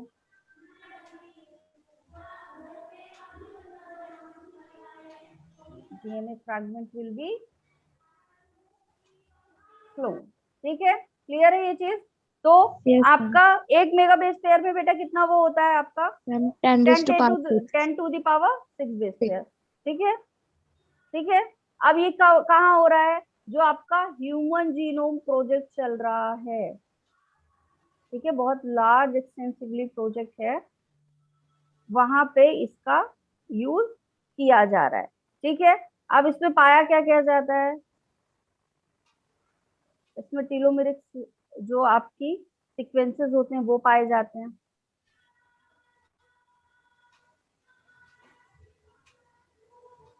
टेलोमेरिक सीक्वेंसेस पाए जाते हैं, सेंट्रोमियर पाया जाता है, और क्या पाया जाता है आपका ऑटोनोमस रेप्लिकेटिंग सीक्वेंसेस पाए जाते हैं। क्यों पाए जा रहे हैं ये सीक्वेंसेस, जरा कोई बताएगा मुझे। मैम क्योंकि जब वो होस्ट सेल में जाएगा तो उसको रेप्लिकेट करना पड़ेगा। तो ORIC क्यों नहीं पाया जा रहा मैम क्योंकि यहाँ प्लांट मतलब अगर यूकैरियोट में बताओ बताओ, यूज करना चलो है। बताओ, थोड़ा सा दिमाग लगाओ, ठीक है, थोड़ा सा दिमाग लगाओ। आज मैम थोड़ा सा स्लो है, 2-3 दिन से तबीयत नहीं ठीक, थोड़ा सा मैम दिमाग लगाओ लेकिन तुम लोग।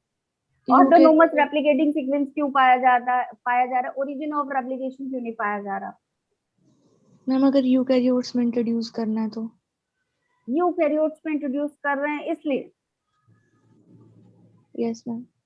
ईस्ट क्या है बेटा ये बता दो बस मुझे, प्रोकैरियोट है या यूकैरियोट है, मैम ईस्ट क्या है, यूकैरियोट। यूकैरियोट है। तो ईस्ट खुद ही यूकैरियोट है बेटा। तो यहाँ पे प्रोकैरियोट्स में पाया जाता है ना, अभी पीछे स्लाइड में बताया था ओरिजिन ऑफ रेप्लिकेशन, यहाँ क्या पाया जाता है ऑटोनोमस रेप्लिकेटिंग सीक्वेंसेस। तो ईस्ट खुद भी क्या है आपका एक यूकैरियोट यूकैरियोट है, तो इसके पास ORIC नहीं पाया जाएगा, ओरिजिन ऑफ रेप्लिकेशन नहीं पाया जाएगा इसके पास, तो यही पाया जाएगा, ठीक है। कोई दिक्कत यहाँ तक बताओ, नो मैम, नो मैम। ठीक है। अब अगर एनिमल प्लाज्मिड की बात करें प्लांट में हो गया, अब चलो एनिमल में करना है, ठीक है।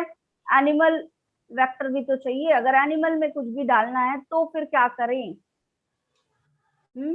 तब एक आता है आपका रेट्रोवायरस, नाम सुना है कभी, यस मैम। क्या होता है, मैम जिसका main genetic material RNA RNA containing क्या है, वायरस।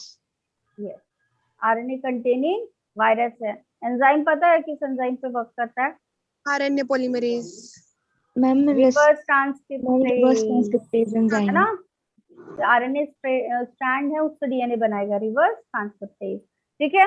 तो ये एक रेट्रोवायरस है बेटा, ये क्या है आपका RNA कंटेनिंग वायरस है। वायरुलेंस होगा इसमें या नहीं, वायरुलेंस होगा या नहीं होगा, इन्फेक्शन कॉज करेगा। तो हमको किसी एनिमल में भेजना है, एज इट इज भेज दोगे तो क्या हो जाएगा, पहले तो ये बताओ। मैम इन्फेक्शन हो जाएगा अगर ऐसे भी। तो सबसे पहले इसको हम क्या करेंगे, डिसआर्म करेंगे, क्या करेंगे, डिसआर्म्ड। डिसआर्म करेंगे, मतलब निहत्था कर देंगे, हथियार इसके छीन लेंगे, डिसआर्म द रेट्रोवायरस, ठीक है। सबसे पहले क्या करा, इस रेट्रोवायरस को डिसआर्म कर दिया। अब क्या करेंगे, अगला स्टेप क्या करेंगे, इंसर्शन करवाएंगे, किसका इंसर्शन करवाएंगे, फॉरेन डीएनए का। हमारे फॉरेन DNA का, ठीक है। और क्या करेंगे फिर इसको,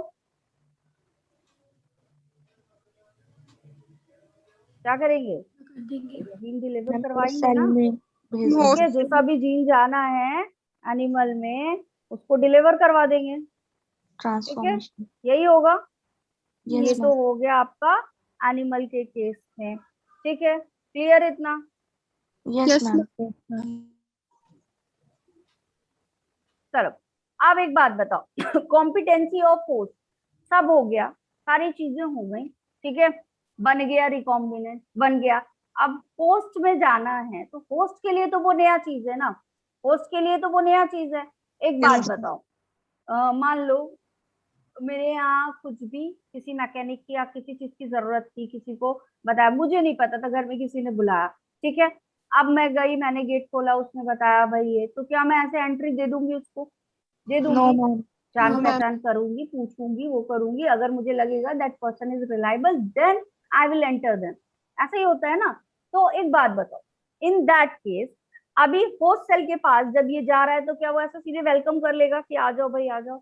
नहीं। No, वो ma'am. क्या करेगा, इन दोनों की कॉम्पिटेंसी बनेगी अब, ठीक है, क्या होगी, इन दोनों की कॉम्पिटेंसी बनेगी। तो सबसे पहले क्या होगा यहाँ पे, अगला क्या पढ़ेंगे हम?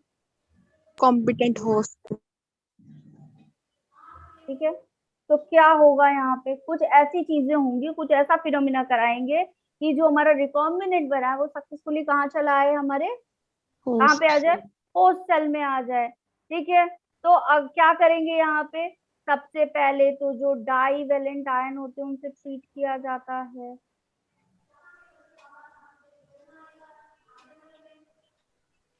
डाई वैलेंट आयन क्या होंगे? Magnesium. अरे डाई वैलेंट क्या होंगे, कैल्शियम तो एग्जाम्पल है, मैम जिनकी वैलेंसी 2+ होगी। जिनकी वैलेंसी 2 होगी। सीजियम क्लोराइड भी आता है इसमें। ठीक है, तो डाइवेलेंट आयन से हमने क्या किया, इसको ट्रीट किया सबसे पहले। ठीक है, अब क्या करेंगे, हीट शॉक देंगे। अब क्या करेंगे, इसको हीट शॉक देंगे, टॉर्चर कर देंगे एकदम। ठीक है, परेशान कर लेते हैं ना कुछ लोग, अरे नहीं ऐसा तो होना ही है, अरे यार प्लीज, अरे यार प्लीज, इतना ज्यादा करेंगे कि अगर आदमी नहीं भी मानने वाला हो, अच्छा चलो भाई ठीक है, होता है ऐसा, कुछ लोग होते हैं ऐसे। तो हीट शॉक ट्रीटमेंट देंगे, दैट मीन्स टॉर्चर कर देंगे सेल को। कैसे हीट शॉक मतलब क्या, पहले कितने डिग्री का दिया आपने, 42 डिग्री का, फिर कितने का देंगे आप, 5 डिग्री का, और फिर से कितने डिग्री का देंगे, 42 डिग्री का। ठीक है, सेल खुद ही गड़बड़ा जाएगी, हमारे साथ चल क्या रहा है भाई, एक बार एकदम हाई टेम्परेचर दे दिया और एक बार एकदम लो टेम्परेचर दे दिया, फ्रीजिंग पॉइंट पे दे दिया। ठीक है, अब इससे होगा क्या, अब इससे होगा क्या, ये जो हीट शॉक दिया गया है इससे क्या होगा, इससे पोर्स जनरेट होंगे बेटा। इससे क्या होंगे, आपके पोर्स जनरेट होंगे, जनरेट्स द पोर्स। ठीक है, अब ये क्या करेगा, पोर जनरेट हो गए, पोर एज अ गेट हो गया। ठीक है, तो ये क्या करेगा, एंट्री दे देगा, and give entry to the vector और रिकॉम्बिनेंट डीएनए। ठीक है, आपका जो आरडीएनए है उसको क्या कर देगा। ठीक है, वेक्टर से भी ज्यादा स्पेसिफिक वर्ड क्या लग होना चाहिए यहाँ पे, आपके आरडीएनए को एंट्री दे देगा। और एंट्री दे दिया तो क्या हुआ, क्या हुआ बताओ जल्दी, transformation. Transformation has done. Clear है ये चीज, क्लियर है इतना? मैम। ठीक है, चलो टाइम हो गया है क्या? Yes ma'am. अरे बता देते, बड़े अच्छे बच्चे हो यार तुम लोग तो। 2 मिनट और ले लूं तुम लोग का, लास्ट क्लास है, 2 मिनट ले लूं और? Yes ma'am. You permit me then, otherwise कोई बात नहीं, जा सकते हो। ठीक है, क्लास का टाइम ओवर हो गया, बता देते, 4 मिनट आगे पढ़ा दिया मैंने। ठीक है, कोई दिक्कत तो नहीं? एक बात बताओ, ये जो आने जाने वाले मेहमान है यहाँ पे, ठीक है, वो ऐसे ही प्रीवियस क्लासेस चलती थी तो भी आते जाते रहते थे, या मेरी क्लास में आ जा रहे हैं? मैम सारी क्लासेस में। सारी क्लासेस में इनका आना जाना लगा रहता है, ये बस ऐसे मेहमान है जो आते हैं, हाँ भाई अटेंडेंस हो गई अब हम जा रहे हैं, ऐसे वाले हैं? या स्पेसिफिक इस क्लास में आज हो रहा है क्योंकि मैं न्यू अभी स्टार्ट किया है, तो ऐसा तो नहीं है? No ma'am. सारी क्लास में अप टू कितनी स्ट्रेंथ रहती होगी हर क्लास में? मैम एग्जाम के बाद तो कम हो गई है, लेकिन उससे पहले हो जाती थी 80-70। अभी तो बहुत कम है इस टाइम। मैम प्रैक्टिकल्स वगैरह लगे हुए हैं ना, उस नहीं वजह तो से। ये जो लेफ्ट कर रहे हैं, तो ये ऐसे ही लेफ्ट करते रहते हैं क्या हर क्लास में? यस मैं ये पूछ रही हूँ। यस मैम, स्ट्रेंथ कम होती रहती है। ओके, बाकी अच्छा क्लास कैसा लगा तुम लोग को? 2 मिनट दे दो मुझे, फीडबैक ले लूं थोड़ा तुम लोगों से। बहुत अच्छी। अच्छा था। देखो टीचर नया, तो थोड़ा कोई दिक्कत तो नहीं? कोई दिक्कत नहीं। पक्का? देखो कोई आई दिक्कत ट्राई नहीं। My best to satisfy you. ठीक है, फिर भी कोई ऐसा चीज जो तुम लोगों को लगे कि मैम ऐसा नहीं, ऐसा करा दीजिए, ऐसा तो हो, ठीक है, एक्सेप्टेबल है, बताओ, जहां तक मैं कर पाऊंगी I will try my best for you, आपका नुकसान नहीं होना चाहिए, ठीक है। द फर्स्ट थिंग इज और मेन थिंग जो है वो, हम यहाँ पे क्यों आए हैं, हम यहाँ पढ़ा ही आपकी वजह से रहे हैं ना, हमारा मोटो क्या है कि आपका फायदा हो। तो अगर इन दैट केस ऐसा कुछ भी है कि आपको कुछ भी प्रॉब्लम हो रही है बेटा, टॉक टू मी, ठीक है, एकदम आराम से बताओ मैम स्लाइड पे प्रॉब्लम है, और क्लियरली डायग्राम बना दीजिए, या इस स्लाइड को वापस से समझा दीजिए, या कुछ भी है चैट बॉक्स के थ्रू या माइक ऑन करके, जैसे भी तुम्हें करना है तुम पूछ सकते हो, ठीक है, कोई दिक्कत नहीं है, ठीक, मैम मुझे कोई प्रीवियस प्रॉब्लम ईयर नहीं है, क्वेश्चंस भी ठीक सॉल्व है, करवा बहुत ही दिया था। फ्रेंडली इन्वायरमेंट में अच्छे से पढ़ने की कोशिश करेंगे, नोट्स कोशिश करूंगी, देखो तुम्हारा रिस्पॉन्स अच्छा जाएगा तो मेरा भी क्या होगा, चार्म क्या होता है, बढ़ता जाता है टीचर का भी, ठीक है, क्या होता है आपका, ये दोनों ही चीजें क्या होगी, एक दूसरे की इनवर्सली प्रोपोर्शनल होंगी या डायरेक्टली प्रोपोर्शनल होगी, डायरेक्टली प्रोपोर्शनल होगा, है ना, डायरेक्टली प्रोपोर्शनल होगा। आप जितना चार्म दिखाओगे मैं भी उतना चार्म दिखाऊंगी, अरे यार स्टूडेंट ऐसा कर रहे हैं तो स्लाइड थोड़ा और अच्छी बना लूं, है ना, क्योंकि शाम वाला बैच तो बड़ा अच्छा रिस्पॉन्स देता है, तो फिर उनको पढ़ाने में भी बहुत मजा आता है, तो थोड़ा सा इंटरेक्शन भी बढ़ेगा, ठीक है। आज की क्लास समझ में आई, शुरू से पढ़ाने की कोशिश की, यस मैम। बिल्कुल बिल्कुल करवाऊंगी, बिल्कुल, जो प्रीवियस ईयर क्वेश्चंस है ना, आज मैं ना काफी सारे क्वेश्चन ही करवाने वाली थी, बट आज जब मैंने देखा कि स्ट्रेंथ ज्यादा है तो फिर शुरू से स्टार्ट किया, ठीक है, क्वेश्चन बिल्कुल होंगे आप लोगों के, ठीक है, डोंट वरी अबाउट इट, ठीक है, इसीलिए, और मेन पॉइंट है, नोट्स कोशिश करूंगी कि इतने स्पेसिफिक नोट्स बनाए आपके, ताकि सारे की पॉइंट्स हो जाए, ताकि आपको इधर उधर भागना ना पड़े, ठीक है। आज की क्लास बढ़िया थी आप लोगों की, ठीक है, बढ़िया, एंड कर दूं class, thank you so much for your valuable time and patience, ठीक है, bye everyone, see you tomorrow, bye. Bye. Bye, ma'am.